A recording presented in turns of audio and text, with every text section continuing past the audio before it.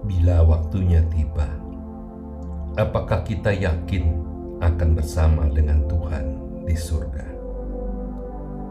Ada banyak orang Kristen mengenal Tuhan Yesus dan percaya Dia mati di atas kayu salib untuk menggantikan umat manusia.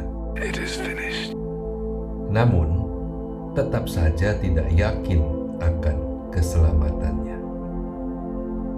Ada pengajaran yang berkata, untuk mendapatkan keselamatan, menerima Yesus sebagai Tuhan dan Juru Selamat saja tidak cukup, tetapi diperlukan suplemen perbuatan baik sebagai syarat tambahannya. Ditambahkan, iman tanpa perbuatan adalah mati. Artinya, dalam penghakiman nanti baru ditentukan apakah seorang diselamatkan atau tidak.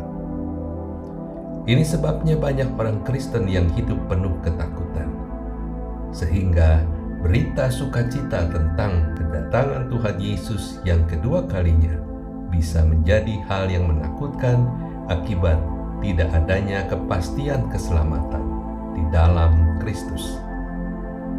Pertanyaannya, apakah memang demikian? Saat Tuhan melarang manusia makan buah dari pohon pengetahuan yang baik dan yang jahat, Dia berkata, "Tetapi pohon pengetahuan tentang yang baik dan yang jahat itu, janganlah engkau makan buahnya. Sebab pada hari engkau memakannya, pastilah engkau mati." Kejadian 2 ayat ke-17. Kemudian manusia melanggar perintahnya, dan saat manusia makan buah itu, manusia jatuh ke dalam dosa, sesuatu yang sangat dibenci oleh Tuhan. Sebagai konsekuensinya, Roma 6 ayat 23 berkata, "Sebab upah dosa ialah maut." Maka sejak kejatuhannya, seluruh manusia memiliki kecenderungan untuk berbuat dosa, seperti tertulis dalam Roma 5 ayat 12. Sebab itu, sama seperti dosa telah masuk ke dalam dunia oleh satu orang, dan oleh dosa itu juga maut, demikianlah maut itu telah menjalar kepada semua orang, karena semua orang telah berbuat dosa. Tuhan tidak ingin terpisah dengan umatnya yang disayanginya. Maka aturan-aturan mengenai korban dibuat supaya hubungan ini dapat diperbaiki. Dalam Imamat 1-7 memuat banyak jenis korban yang ditetapkan Tuhan supaya manusia merendahkan dirinya, mengakui dosanya agar layak untuk tetap berhubungan dengan Sang Pencipta yang Maha Kudus. Namun, tidak mungkin manusia terus-menerus terikat dengan Taurat, melakukan dosa, korban berulang kali. Paulus berkata, Taurat itu seperti kuk yang tidak dapat dipikul. Bagaimanapun aturan yang dibuat dan ditaati, Taurat tidak dapat menyelamatkan manusia dari dosa.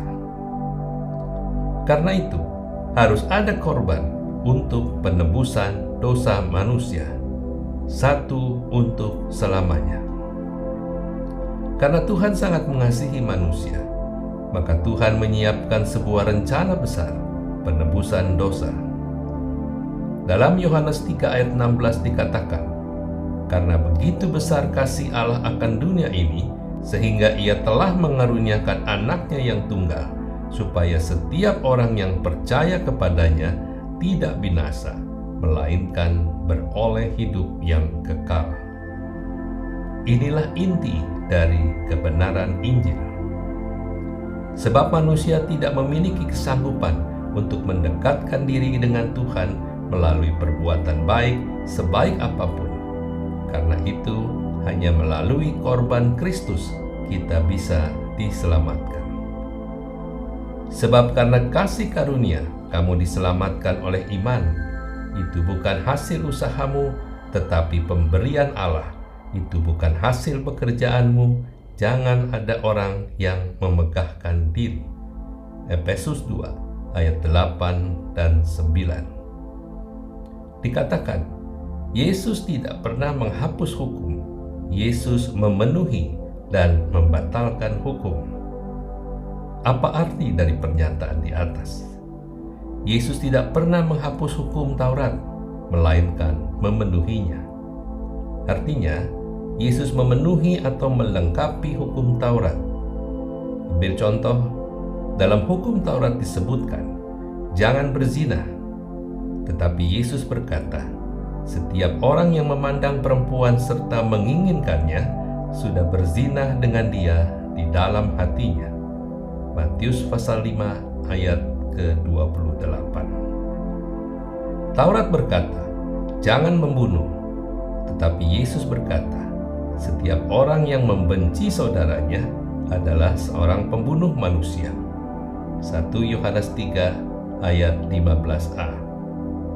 Inilah yang dimaksud bahwa Yesus telah menggenapi hukum Taurat, tidak saja secara fisik, namun juga secara jiwa.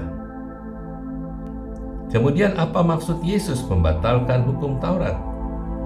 Dalam Efesus 2 ayat 15, Paulus mengatakan, dengan matinya Yesus sebagai manusia, ia telah membatalkan hukum Taurat dengan segala perintah dan ketentuannya. Maksudnya, kita tidak lagi berada dalam kuasa hukum Taurat, karena kita adalah orang-orang merdeka oleh kuasa darah Kristus. Amin.